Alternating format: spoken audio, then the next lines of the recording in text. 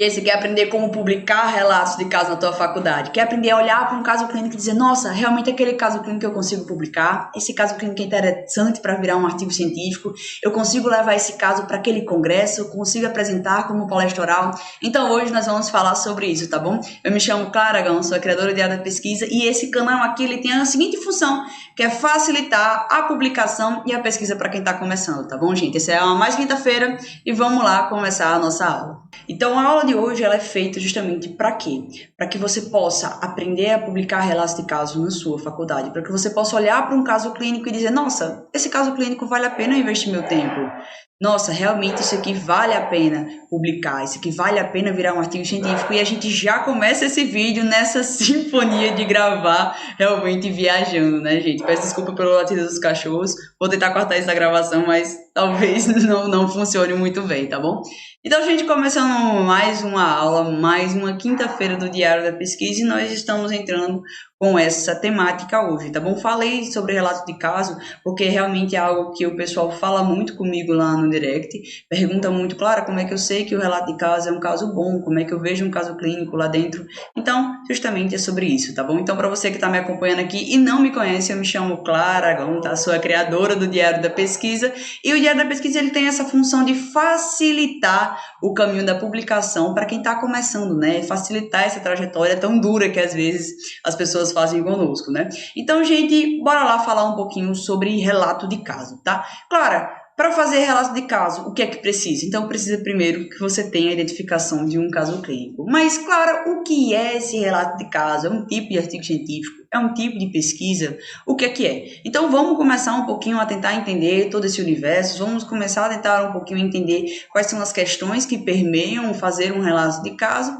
e aí a ideia é que chega no final desse vídeo você realmente saiba identificar um relato de caso, saber o que fazer e realmente saber onde procurar, para que você não perca oportunidades, né? Para mim, assim, é muito chato quando eu vejo que as pessoas elas perdem oportunidades durante a faculdade. Não acho isso justo nem um pouco, tá? Então, seguimos, bora lá. Gente, eu faço essas lives ao vivo, tá bom?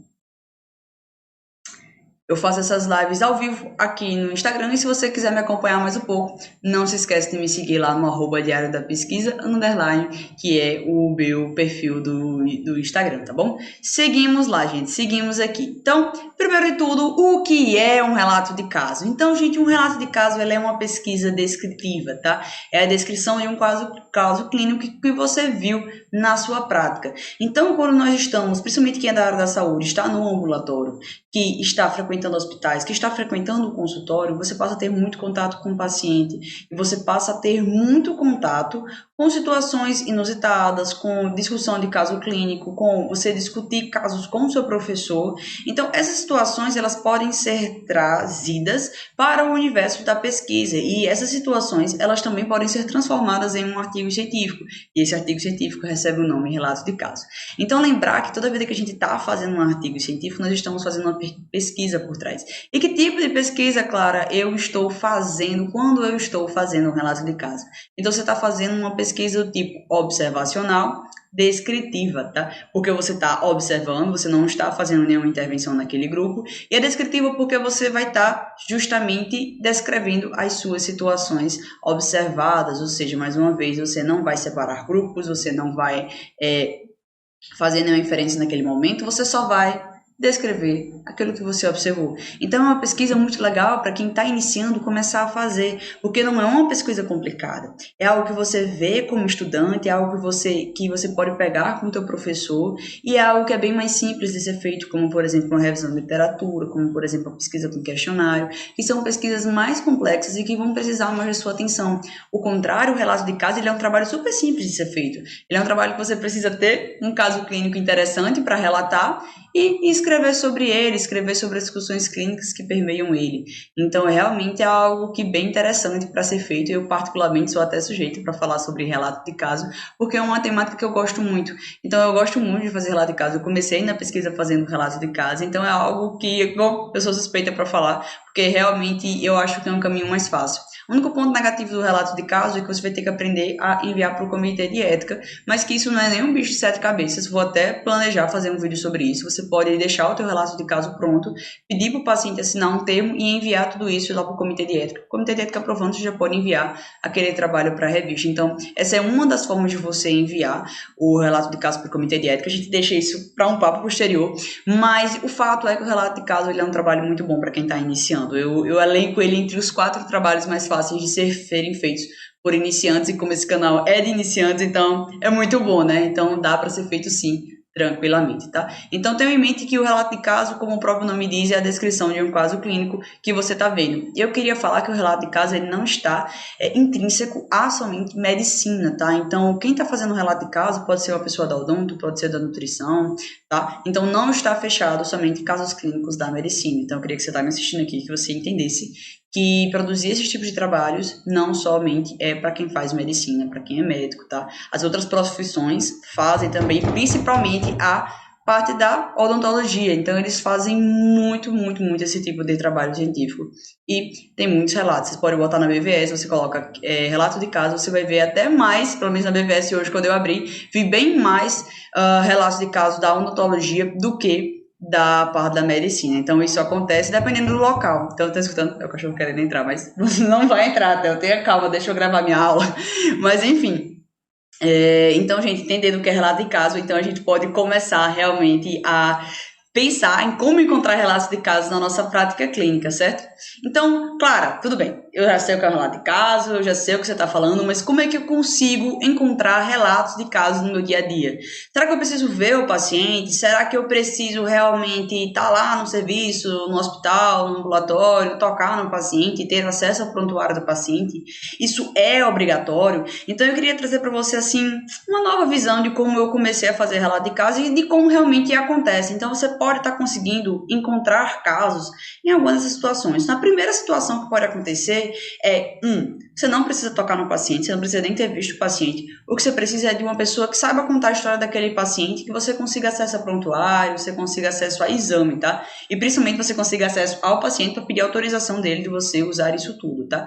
Então, o primeiro passo para você saber se tem um bom caso para publicar perguntar para o teu professor ou para algum profissional atuante do serviço se ele tem algum relato de caso. Então, vocês vão ver muito dentro do hospital histórias como e tinha um caso tão interessante essa semana aqui, teve um caso que os médicos se juntaram para discutir, teve um caso de tal técnica cirúrgica que foi muito boa, foi um caso inusitado, foi um caso singular, e você já liga assim a anteninha, nossa, então será que aqui tem alguma coisa que eu possa falar? Será que aqui tem alguma coisa que eu possa estar trazendo aqui para transformar em artigo científico? E o fato é que realmente essas coisas elas vão acontecendo quando você nem percebe. Então, você vai identificando casos clínicos na tua prática e você passa despercebido às vezes. Então, foca isso. Clara, como eu consigo casos para publicar? Pergunta na cara dura para o teu professor. Então, você está no ambulatório com ele, professor, é o seguinte, eu queria publicar um artigo. Se tem algum caso interessante? Tem algum caso interessante? Se não tiver, tudo bem, mas se ele tiver, vai ser algo muito bom, vai ser algo muito positivo e vai funcionar demais mesmo. Então, chega para o teu professor e pergunta, professor, tem um relato de caso? Professor, tem algum caso interessante? Ou então, professor, tem algum caso que te chamou a atenção? Porque isso vai fazer diferença, sim. E que você vai sair lucrando, e teu professor também, porque ele vai estar publicando um relato de caso junto com você. Claro, não tenho acesso ao professor. O que é que eu faço? Então você pode ir no serviço. Quem faz a área da saúde frequenta muitos serviços, UPAs, hospitais. Então você pode estar frequentando esses serviços e perguntando às pessoas do serviço o seguinte, perguntando se elas sabem que teve algum caso interessante, se elas sabem de algum médico ou odonto que realmente tenha alguma discussão clínica legal. Então são perguntas que você faz e você também pode estar pedindo acesso ao prontuário desses pacientes, né? Não era para ser tão livre o acesso aos prontuários, mas no nosso dia a dia, vamos ser bem sinceros, que tá? É fácil acessar um prontuário. Então, o que acontece é que você pode pedir autorização ao paciente, se o paciente estiver lá no leito, você pede autorização a ele, pega a autorização escrita e você pode ir lá ver o caso clínico daquele paciente e achar algo legal para fazer, tá bom? Então, é algo que também sai. Então, perguntar para o professor ou para o profissional atuante Funciona muito, tá bom? A segunda opção é pergunta ao serviço, eu nem tinha listo aqui, eu tenho colocado a segunda opção. E terceira opção, e uma opção muito boa, é acompanhar ambulatórios ou outros serviços. Então, às vezes o teu professor pode não identificar, a pessoa que vive no serviço pode não identificar, mas quando você vai para o serviço com aquela visão de e se eu encontrar um caso clínico interessante? E se chegar um paciente que me chame a atenção? Então, são coisas que quando você direciona o olhar e passa a pensar sobre isso, facilita muito. São coisas que realmente você pode ir para o serviço e encontrar, tá bom? Então, vai lá, acompanha aquela pessoa no ambulatório, acompanha aquele serviço, que aí você vai poder estar identificando você mesmo alguns casos clínicos, tá bom? Então, realmente, é mudar a tua visão, é mudar o teu olhar, porque realmente isso tudo funciona, tá bom? Então, esse é um tipo de coisas que a gente tem que exercitar. E nessa live de hoje eu vou te mostrar exatamente como fazer para você olhar para um caso clínico e dizer, nossa, isso aqui realmente vale a pena. Nossa, isso aqui é um caso clínico que pode ser publicado.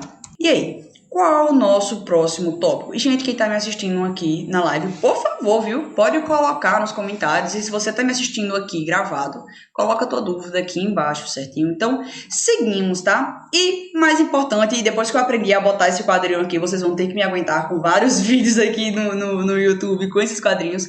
Você não precisa ter tocado a vista do paciente. Veja aqui que eu deixei as opções para você. Primeiro, pergunta para o teu professor. 2, pergunta para o profissional atuante. 3, pergunta para o serviço. 2, pergunta para o serviço. E 3, você acompanhar. Então, não necessariamente você precisa ter tocado ou visto o paciente, tá? Você precisa de quê? De ter uma pessoa que saiba contar a história do paciente, de ter uma pessoa que tenha o acesso ao telefone, porque a partir do momento que você conseguir esse acesso, você pode até ligar para o paciente, entrar em contato com ele e pedir para ele contar a história dele, pedir a permissão do paciente. Você pode sentar com o médico do serviço, pedir para ele contar a história. Então, é importante, vejam que o importante é a coleta da história em si. Não é nem tanto o prontuário, é a coleta da história em si, certo? Uma dica que eu dou, uma dica muito boa, na verdade, que eu sempre faço é, eu tenho um caso interessante, eu vi que eu tenho realmente um paciente que vai valer a pena eu publicar algo sobre ele. Então, eu sempre pego o contato do paciente, pego mais ou menos o caso clínico dele com o médico ou no prontuário mesmo e entro em contato. E aí eu ligo para o paciente, peço permissão a ele para fazer o relato de caso, óbvio que são os dados deles, então eu tenho que pedir permissão para fazer isso. E aí eu ligo para ele e eu digo, o senhor poderia me contar mais um pouquinho como começou a sua história? E aí você começa a fazer a anamnese dele para entender todo esse universo que aconteceu finalmente, entende? Então é muito importante que você liga e complemente a história. E pergunta, o senhor pode me enviar um exame de imagem que o senhor fez? O senhor pode me enviar o exame laboratorial? O senhor pode me enviar algo desse tipo? Porque aí, sim, você pode estar complementando a história, você pode estar colocando imagens nesse artigo e fica tudo bem legal, tá? Então é algo que você pode fazer para complementar um prontuário que às vezes é mal feito, então não se iludam, né? Nós sabemos que as pessoas escrevem pouco nos prontuários. Se você vê uma pessoa escrevendo muito no prontuário, tenho certeza que aquela pessoa é recém-formada, porque ela quer deixar tudo preenchidinho, tudo bonitinho, mas o fato é que as pessoas não escrevem muito no prontuário, então pode ser que muitas informações lá no prontuário acabem sendo perdidas, tá? Então, a dica que eu dou primordial para você é a seguinte, liga para o paciente, complementa as informações que ele está ali, pede exame de imagem, pede exames laboratoriais, tem paciente, principalmente paciente mais complicado, ele deixa uma pasta de exame de imagem, uma pasta de exame laboratorial, então você vai poder estar aproveitando tudo aquilo para fazer tabelinhas, para colocar a imagem no artigo. Então, tudo isso funciona e é uma dica do coração que eu deixo para você estar identificando, complementando a história e deixando aqui seu trabalho cada vez melhor, tá?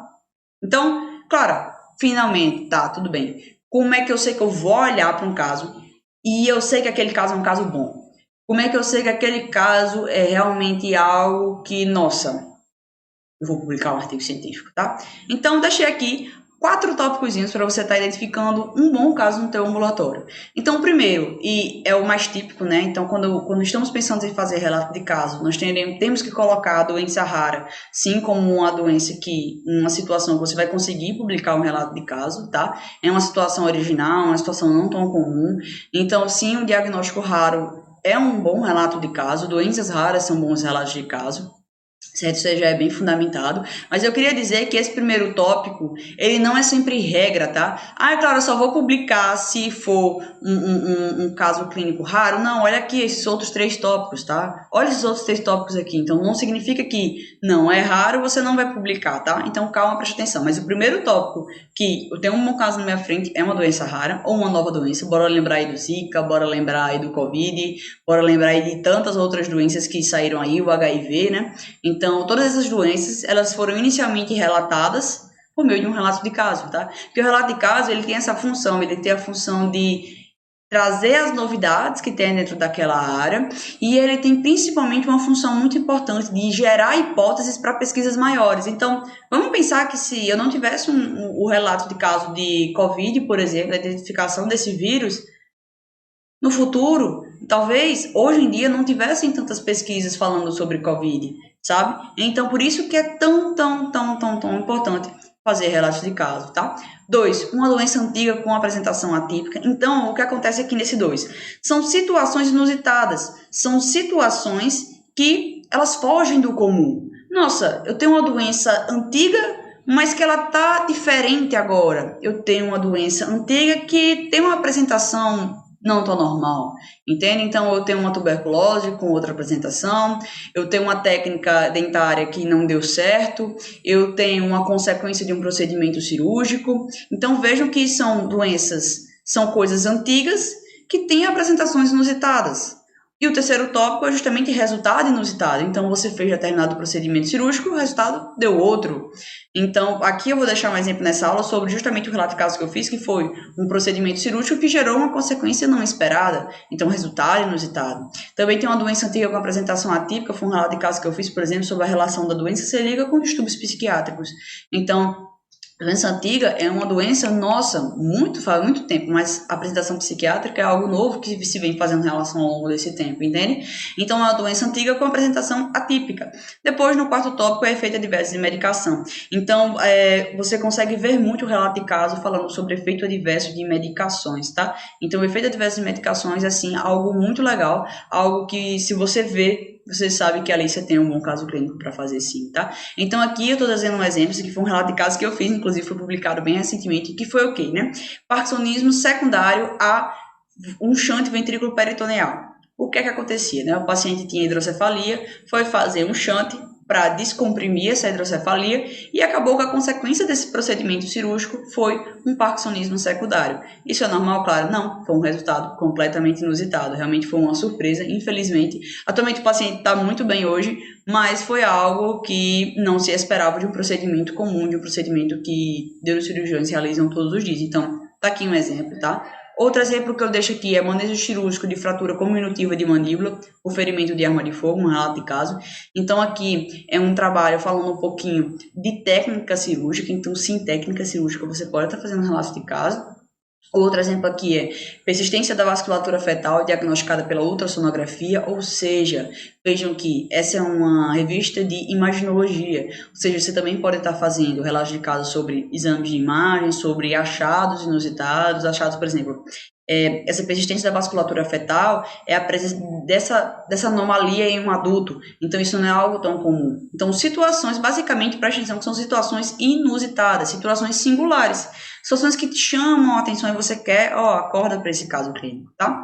Disfunção associada, neurológica associada à Covid-19. Então, nós estamos vindo de uma série de Covid-19, né, muito forte, e algo que realmente a gente fica até chocado. Então, você vai ver muitas publicações associadas à Covid-19, muita coisa associada a esse mundo. Então, é algo que você vai ver bastante, porque o Covid é tudo muito novo, né? Covid é tudo muito diferente.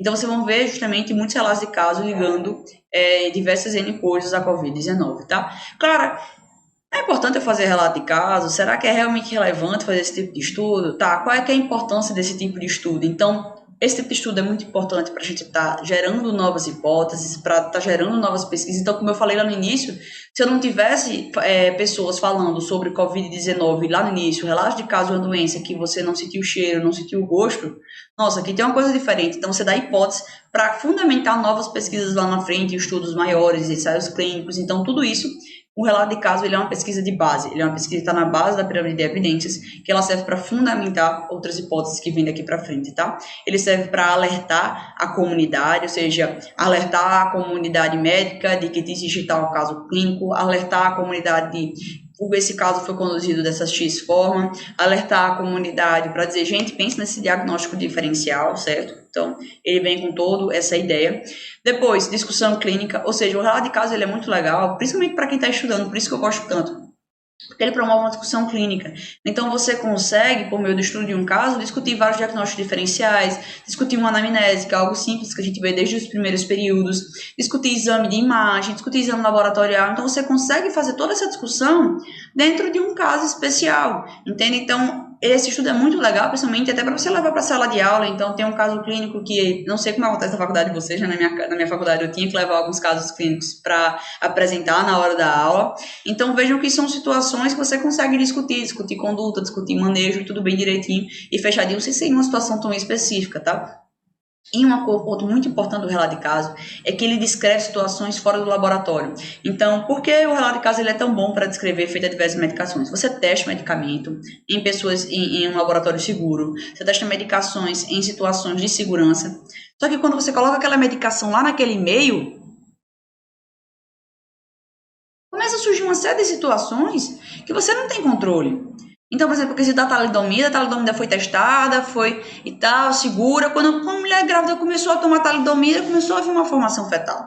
Então, vejo que o relato de caso, ele traz muito isso da realidade, do que realmente acontece, do que realmente aparece nos ambulatórios, sabe? Então, ele tem essa temática de trazer a realidade fora de um laboratório, onde o pesquisador está controlando o fármaco que está dando, onde o pesquisador está controlando, às vezes, a alimentação de quem está participando ali, às vezes, quem está participando está tomando outros cuidados por causa justamente dessa participação. Então, vejam que são situações que você consegue prevenir alguma quantidade de erros, entende? Então, é por isso que a gente fala muito, o ensaio clínico randomizado é muito bom, ele está no top dos tops de evidência. Sim, porque ali você tem um ambiente controlado. Só que existem situações que saindo dali foge do teu controle, sabe? Então o relato de caso ele entra para te mostrar realmente as coisas que acontecem na realidade, tá? E mais uma vez eu deixo aqui bem grande, não precisa ser algo raro. Então o relato de caso ele não precisa ser de uma doença rara em específico, pode ser de uma doença velha que estava com alguma apresentação diferente, pode ser de algum procedimento cirúrgico que estava com resultado inusitado, pode falar sobre efeito adverso de medicação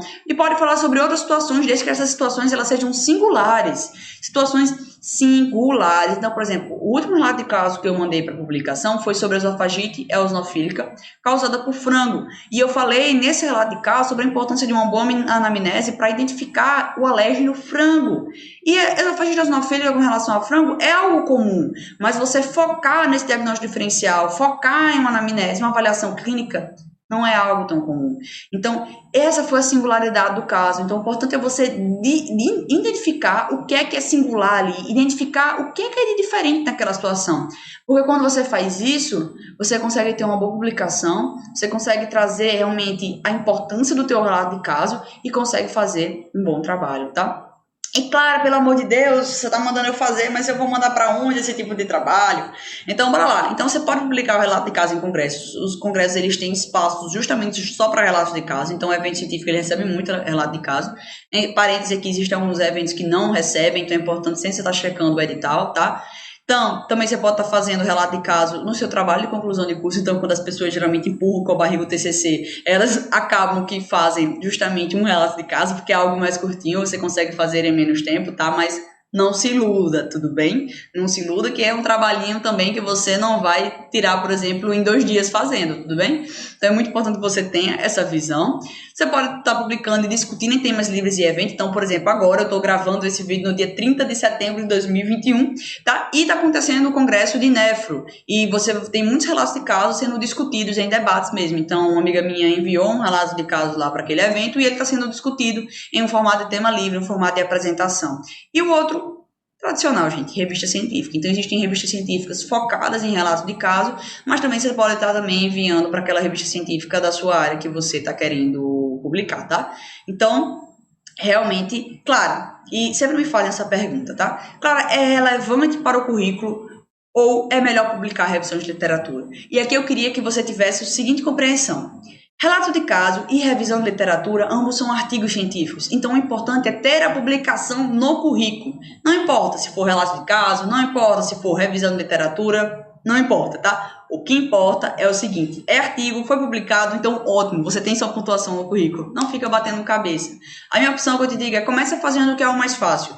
Depois você vai evoluindo na medida das pesquisas, tá? Evoluindo em complexidade, evoluindo em escrita, tá bom? Então, realmente, gente, essa era a palestra que eu tinha para dar para vocês hoje. Essa é a aula sobre como publicar relatos de casos na tua faculdade, como você vê para um relato de caso e realmente, nossa, esse relato de caso é alguma coisa interessante, esse relato de caso vale a pena publicar. Então, realmente, essa foi a ideia da live de hoje. Se você tiver ficado com qualquer dúvida, sério, qualquer uma, comenta aqui abaixo, tá? Eu vou ter o maior prazer em te responder. E se você tiver ideia de outros temas, de aulas que você quer ver aqui no canal, não se esqueça também, eu adoro sugestões de tema. E a intenção é que esse canal realmente seja o mais útil para vocês que estão iniciando, tá? Então, por favor, tragam ideia de tema. E se você não me segue no Instagram, por favor, siga lá. É @Diário da Pesquisa. Tô todo dia postando vídeos lá, tô todo dia postando dicas. E para você não perder nenhuma delas, é só me seguir, tá bom? Então, é isso. Tchauzinho e beijão.